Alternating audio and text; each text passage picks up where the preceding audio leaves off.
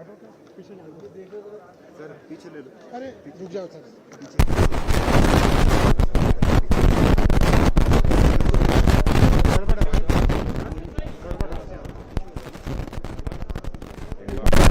सभी लोग हाथ ऊपर करके बोले भारत माता की, भारत माता की, भारत माता की। लेफ्टिनेंट गवर्नर लद्दाख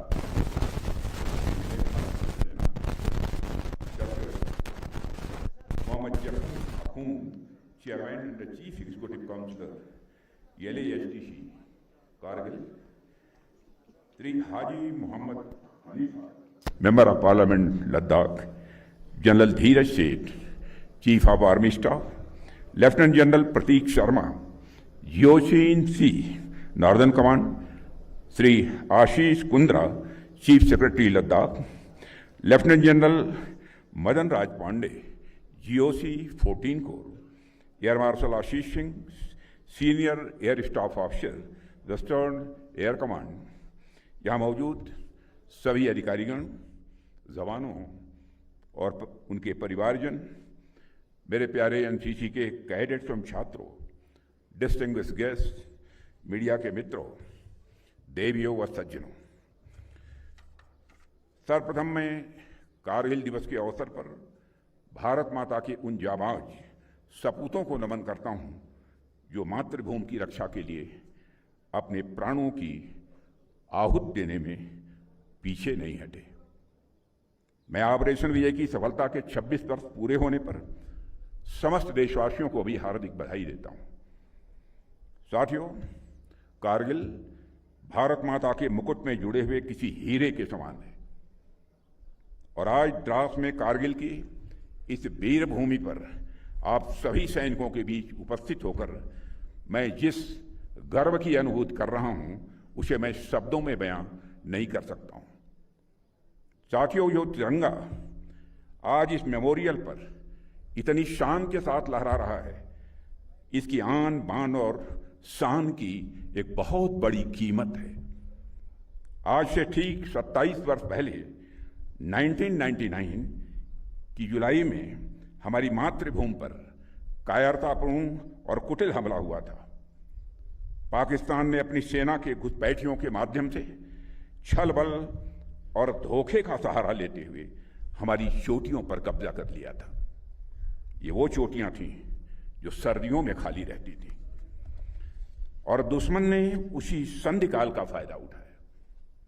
लेकिन दुश्मन हमारी सेना के शौर्य और संकल्प की ऊंचाई को भांपने में चूक गया। हमारे जवानों ने सिर्फ पहाड़ की ऊंचाइयों को ही नहीं बल्कि मानवीय सीमाओं की हर परिभाषा को भी पार करके दिखाया सारी दुनिया को। कारगिल युद्ध केवल भारत की सैन्य और कूटनीतिक विजय नहीं थी मित्रों, वह एक ऐसा क्षण था जब पूरी दुनिया ने भारतीय सैनिकों का अदम्य साहस देखा, उनका शौर्य देखा। कारगिल युद्ध के समय भारतीय जवानों की वीरता का ऐसा इतिहास रचा था जो हर भारतवासी के लिए गर्व का विषय है। भारतीय सैनिकों के अद्वितीय शौर्य के बारे में फॉर्मर कैबिनेट सेक्रेटरी और USA में भारत के एम्बेसडर रहे नरेश चंद्रा जी से US आर्म फोर्सेस के एक जनरल ने कहा था कि यूनाइटेड स्टेट्स मैरिन्स भी शायद वह नहीं कर पाते जो भारत के जवानों ने कारगिल में करके दिखाया है।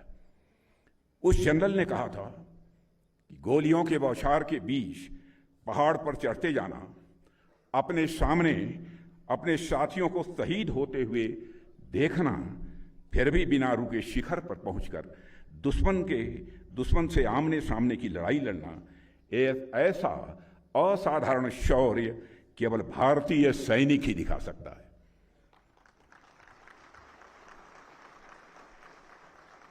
उस अमेरिकी जनरल ने आगे कहा था कि कोई आम आदमी समझ भी नहीं सकता है कि कारगिल में भारतीय जवानों ने क्या कर दिखाया था। साथियों, आप जानते हैं 18,000 से 20,000 फीट की ऊंचाई है, जहां तापमान रात को -40 डिग्री सेल्सियस तक गिर जाता है, जहां ऑक्सीजन की भारी कमी हो, जहां साधारण इंसान का जीवित रहना ही अपने आप में एक चुनौती है, और उसके ऊपर एक और चुनौती थी, स्ट्रैटेजिक डिसएडवांटेज, यानी दुश्मन ऊपर और बंकरों में सुरक्षित बैठा हुआ था और हमारे जवानों को सीधी खड़ी चढ़ाई चढ़कर उनकी गोलियों की बौछार का सामना करते हुए नीचे से ऊपर की ओर उन्हें आक्रमण करना था।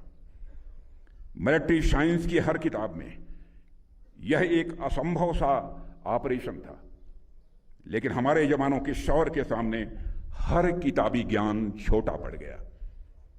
साथियों, और हमारी इस विजय का मूल्य हमारे 500 से अधिक वीर सपूतों ने अपना अनमोल जीवन देकर चुकाया है। मुझे उनकी संख्या उस समय 546 है।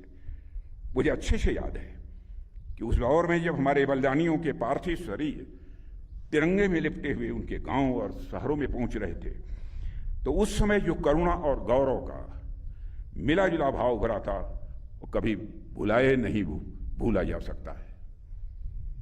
कोई नई नवेली दुल्हन थी जिसके हाथों की मेहंदी का रंग भी नहीं छूटा, लेकिन उसके माथे का सिंदूर धुल गया। कोई मां थी जो अपने लाल के लौटने की राह देखते देखते अपनी आंखों की ज्योति खो बैठी। किसी के बच्चे ने तो अपने पिता का चेहरा सिर्फ तस्वीरों में ही देखा था। उन बलिदानियों की उम्र 22 साल, 24 साल, 26 साल थी। उनकी पूरी जिंदगी उनके सामने पड़ी हुई थी। हजारों सपने आंखों में थे, लेकिन जब राष्ट्र ने पुकारा, उन्होंने बिना किसी हिचक के अपने सारे सपने, अपना पूरा भविष्य इस देश के हवाले कर दिया। उन्होंने व्यक्तिगत जीवन की उन सारी परेशानियों को दरकिनार करते हुए राष्ट्र के अस्तित्व को बचाने का पुरजोर प्रयास किया, क्योंकि उनके मन में यह भावना थी, तेरा वैभव अमर रहे मां, हम दिन चार रहे न रहे। साथियों, आज भी हमारी माताएं अपने बच्चों को जब वीरता की कहानियां सुनाती हैं, तो उनकी कहानियों में कैप्टन मनोज पांडे, कैप्टन विक्रम बत्रा और इन जैसे न जाने कितने वीरों का जिक्र होता है। हमने इन वीरों को अपनी धरोहर बनाकर रखा है और आने वाली न जाने कितनी पीढ़ियां इनके शौर्य से प्रेरणा सदैव लेती रहेंगी। और साथियों, यही कारण है कि कारगिल विजय दिवस हमारे लिए एक सामान्य दिवस भर नहीं है। यह हर उस नौजवान के लिए प्रेरणा का दिन है जो व्यक्तिगत सफलता और राष्ट्रीय कर्तव्य के बीच का अंतर समझना चाहता है। यह दिन हमें सिखाता है कि सैक्रिफाइस और सर्विस का भाव ही किसी भी राष्ट्र की रीढ़ हुआ करता है। साथियों, कारगिल के इस वार मेमोरियल में आपको पूरा भारत देखने को मिलेगा। इन बलिदानियों में आपको हिमाचल, नागालैंड, मेघालय, तमिलनाडु और भारत के हर क्षेत्र का नाम देखने को मिलेगा। इनमें आपको मंदिर जाने वालों का नाम देखने को मिलेगा, यहां मस्जिद जाने वालों का नाम आपको देखने को मिलेगा, तो वहीं गुरुद्वारे और गिरजाघरों में जाने वालों का नाम भी यहां आपको देखने को मिलेगा। साथियों, इन तमाम विविधताओं के बावजूद इन बलिदानियों का खून एक ही रंग का है और यह खून इसी एक मिट्टी में गिरा है। जो लोग इस देश को तोड़ने के सपने देखते हैं, उन्हें एक बार इस दीवार को देखना चाहिए। यह दीवार अपने आप में उनके दुस्वप्नों का एक जवाब है। साथियों, हमारे बहादुर सैनिकों ने हमेशा अपने शौर्य का परिचय दिया है, पराक्रम का परिचय दिया है। अभी हाल ही में हमने ऑपरेशन सिंदूर की सफलता का 1 वर्ष पूरा किया है। उस ऑपरेशन के दौरान हमारी जाबाज सेना के जवानों ने, अधिकारियों ने आतंकवादियों और उनके सरपरस्तों को ऐसा जवाब दिया है जिसे वे आजीवन कभी भूल नहीं पाएंगे। ऑपरेशन सिंदूर ने यह साफ कर दिया है कि भारत को आतंकवाद के सहारे डराने का सपना देखने वालों का अब अंजाम क्या होगा। भारत पाकिस्तान के हर मिस एडवेंचर का जवाब उसकी कल्पना से कहीं अधिक कठोर तरीके से देने की क्षमता रखता है। और मैं इस मंच से यह साफ संदेश देना चाहता हूं कि भारत की संप्रभुता की ओर बढ़ने वाला हर नापाक कदम का यही अंजाम होगा। साथियों, हमारा इंटेंशन साफ है कि अब पाकिस्तान से कोई बात नहीं होगी, और अगर बात होगी तो सिर्फ पीओके पर ही बात होगी, जो कि भारत का हिस्सा है, जिस पर पाकिस्तान ने अवैध तरीके से कब्जा किया था।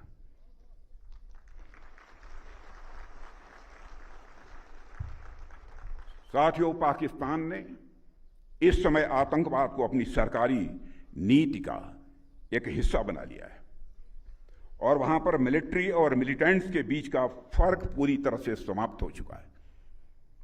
वहां की सेना आतंकवादी संगठनों को संरक्षण ही नहीं देती है, उनके साथ मिलकर काम भी करती है। इसलिए हमने ऑपरेशन सिंदूर के समय ही यह साफ कर दिया है कि भारत अब आतंकियों और उनका पोषण करने वाली सरकारों को अलग अलग करके नहीं देखेगा। साथियों, कारगिल युद्ध को बीते हुए लगभग 27 साल गुजर गए, और इन वर्षों में आज भारत और पाकिस्तान के रास्ते साफ साफ अलग दिख रहे हैं। आज भारत इनोवेशन के रास्ते खोज रहा है, तो पाकिस्तान इन्फिल्ट्रेशन के नए रास्ते खोज रहा है। भारत चिप डिजाइन कर रहा है, तो पाकिस्तान टेरर डिजाइन में लगा हुआ है। भारत स्टार्टअप इकोसिस्टम खड़ा कर रहा है, तो पाकिस्तान टेरर इकोसिस्टम खड़ा कर रहा है। भारत से भी कंडक्टर्स बना रहा है, तो पाकिस्तान सुसाइड बॉम्बर्स तैयार कर रहा है। भारत स्पेस मिशंस के लिए जाना जा रहा है, तो पाकिस्तान प्रॉक्सी मिशंस चला रहा है। भारत अंतरिक्ष में सैटेलाइट्स भेज रहा है, तो पाकिस्तान आज भी आतंकवादियों को सीमाओं के पार भेजने में लगा हुआ है। भारत दुनिया को सॉफ्टवेयर दे रहा है, तो पाकिस्तान दुनिया को स्लीपर सेल्स दे रहा है। भारत डाटा सेंटर्स बना रहा है, तो पाकिस्तान रेडिकल सेंटर्स बना रहा है। भारत यूपीआई से दुनिया को जोड़ रहा है, तो पाकिस्तान हवाला से आतंकवाद को जोड़ रहा है। यानी हमारे रास्ते अलग अलग हैं। ऐसे में अगर पाकिस्तान अपने घटिया मंसूबे लेकर हमारी समृद्धि, हमारी प्रॉस्पेरिटी के रास्ते में रोड़ा लेकर आता है, तो उसे करारा जवाब देने के लिए हमारी बहादुर सेनाएं बराबर तैयार बैठी हैं। साथियों,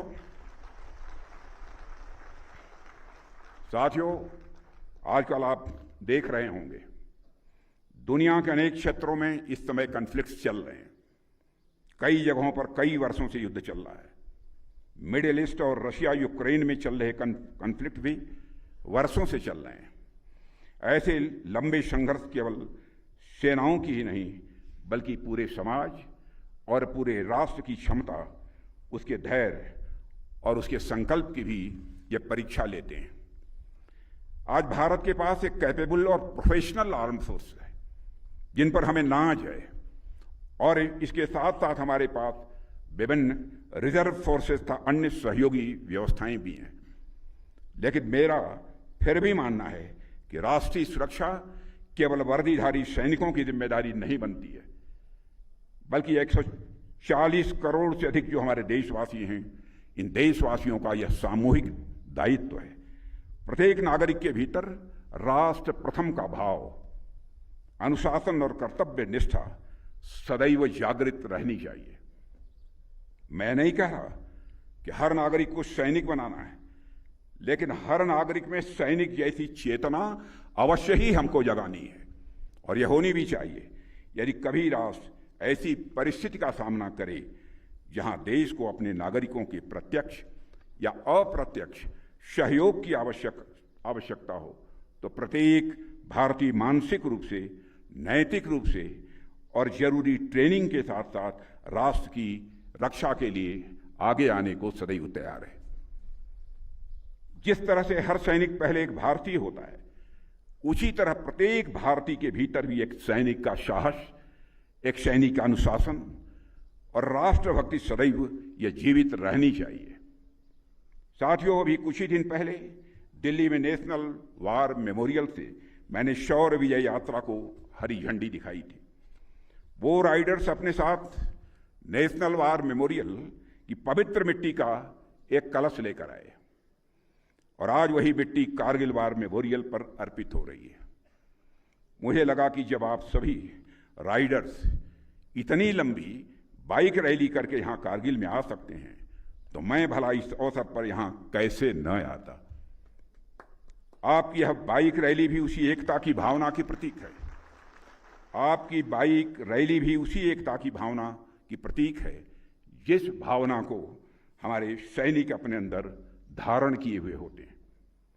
साथियों, जैसा कि आप सब जानते हैं, हम जब 2047 तक विकसित भारत के निर्माण की ओर अग्रसर हैं, यह संकल्प सिर्फ इकोनॉमिक प्रॉस्पेरिटी का नहीं है, बल्कि यह स्ट्रेटेजिक पावर, कल्चरल प्राइड और सोशल हार्मनी का भी एक संकल्प है।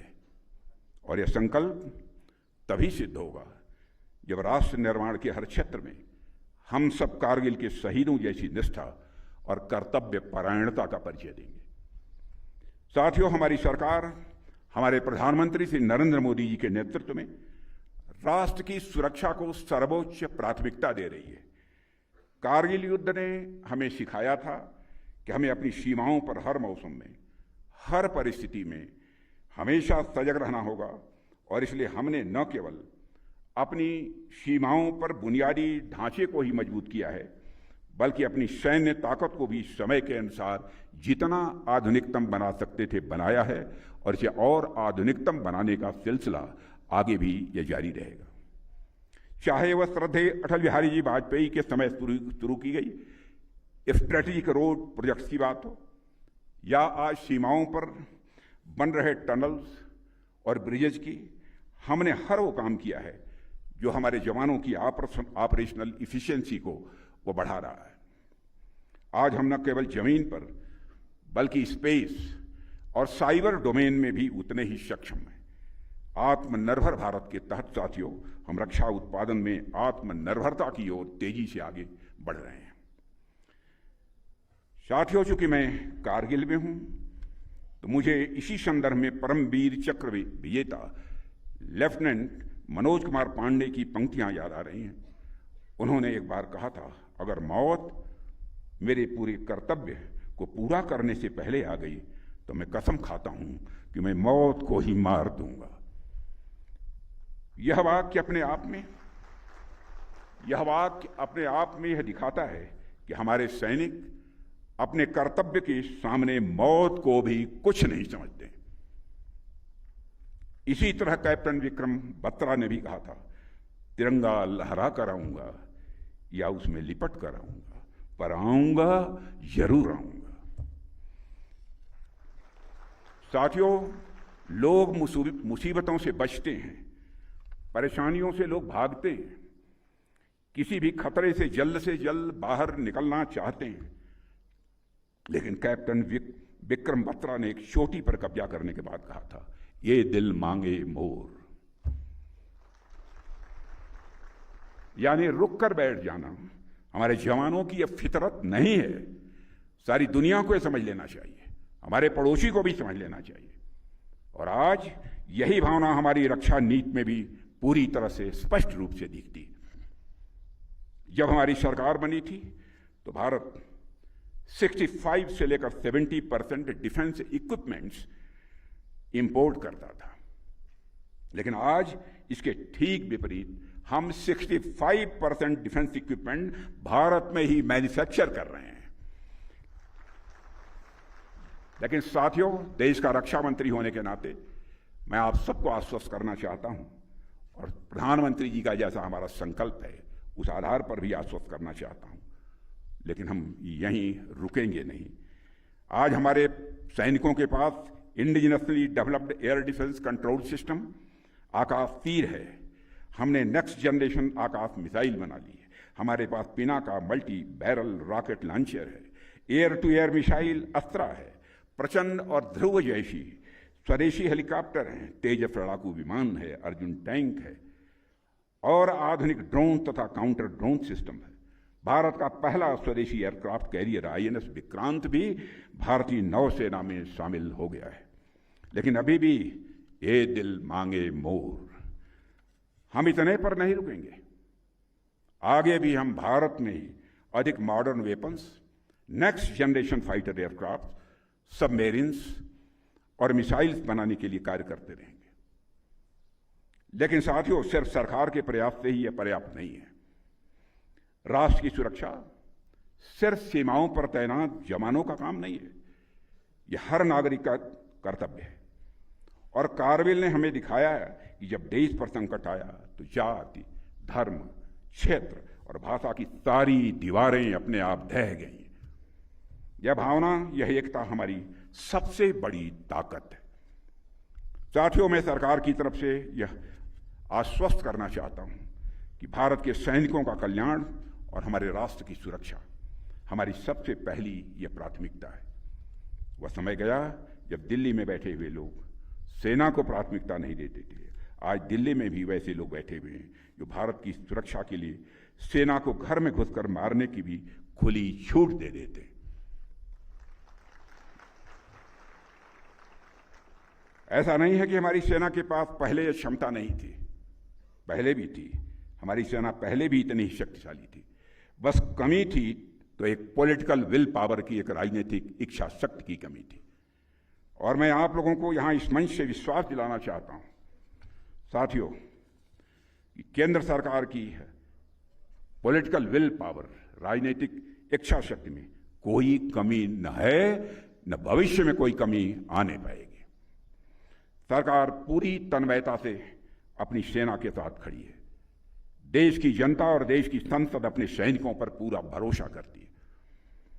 और हम ये जानते हैं कि जब तक आप सीमाओं पर हमारी रक्षा कर रहे हैं, देश की रक्षा कर रहे हैं, भारत की ओर आंख उठाकर देखने की हिम्मत भी किसी के अंदर नहीं हो सकती है।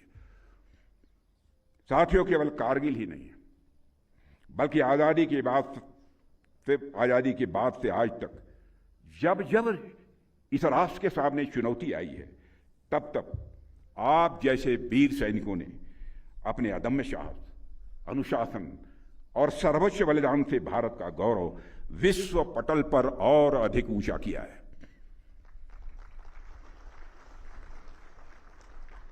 और मुझे पूरा विश्वास है कि आप सभी आगे भी इसी समर्पण, निष्ठा और पराक्रम के साथ मातृभूमि की सीमाओं की रक्षा करते रहेंगे।